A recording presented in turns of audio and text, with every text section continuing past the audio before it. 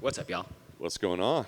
Not much. What's the time away been like, right? I mean, you were fighting every other weekend, and now you had to spend a little time on the sidelines. So what's it been like for you? It kind of makes you reevaluate, like, maybe not reevaluate, but I feel like every time I've ever had something good happen in my life, there's been a major test afterwards, and this was the test. It was how much do you love the sport? Are you willing to just put in enough grit and all that stuff to just stay focused while you're injured, you know? And I was right back in the gym way before I probably should have been, but yeah, just kind of testing my limits of how much I actually love this sport and what I'm willing to do to get back to it, you know?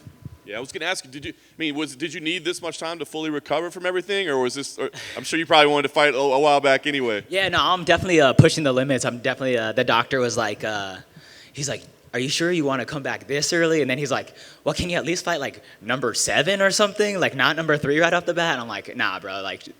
You know what's that movie? The Vinny Pazienza. I'm like, you don't know how tough I am, doc. You know what I'm saying? Like it was one of those like, you don't know what kind of man I am. No, I'm just kidding. But it was like I don't know. Look, I stayed focused the whole entire time. I did what I had to do, and I'm not the average person that's recovering in 6 months, especially when all I have to do is work on getting better at this. So I think it's perfect timing. It's a perfect matchup, and I'm happy that I could be right back in this position.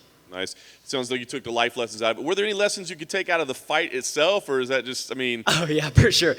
Maybe like 4 spinning back elbows in a row is too much is what I was kind of thinking. It's like, maybe I should just go for like less spinning back elbows, you know? But it was successful in the fight before, so I was just like, all right, I guess this is the new game plan.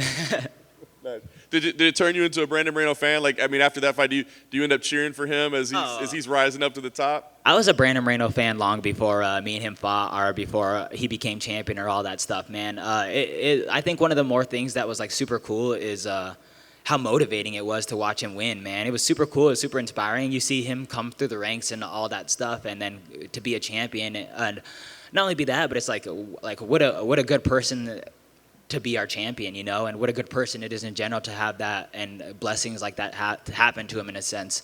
But it was also motivating in the sense of like, dang, I'm right there, you know, that could have been me, and all the above, you know, and it's just validation that I'm on the right path and I'm doing all the right things, you know.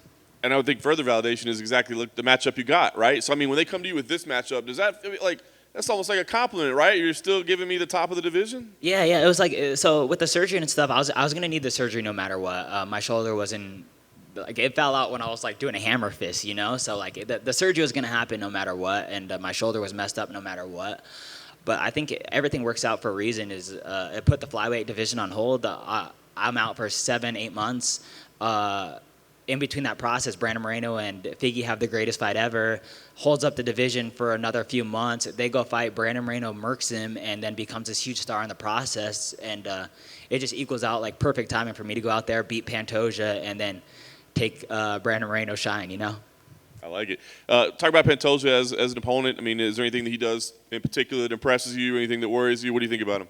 Everything he does worries me, man. He doesn't do anything lightly, you know. I've watched his fights over and over. I don't think I've seen a jab or anything to not murk you, you know. So his mentality and everything he does is built to finish somebody. And one, I respect that and I like that a lot about him. But that's what he brings to the table. He's engaged, his willingness to actually be in a fight, you know. And I think that's what he brings I think that's what he brings strong. And I also think that's going to be the ultimate downfall of him in my fight.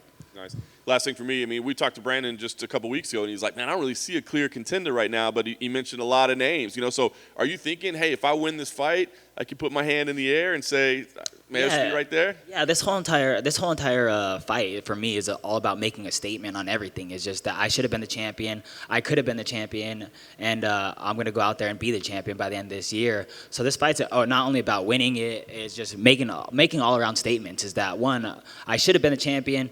I should be the co-main event at the very least of this fight. And then after this, I want to fight in front of a goddamn crowd because I put it all out there, man. I'm probably one of the tallest persons in this division, and I choose to brawl. You know, I choose to go out there and engage. I could pick people apart and run away the whole entire time, but that's not how I fight. I go out there and I go try to get finishes. I try to get 50K bonuses, and I try to go home as soon as possible.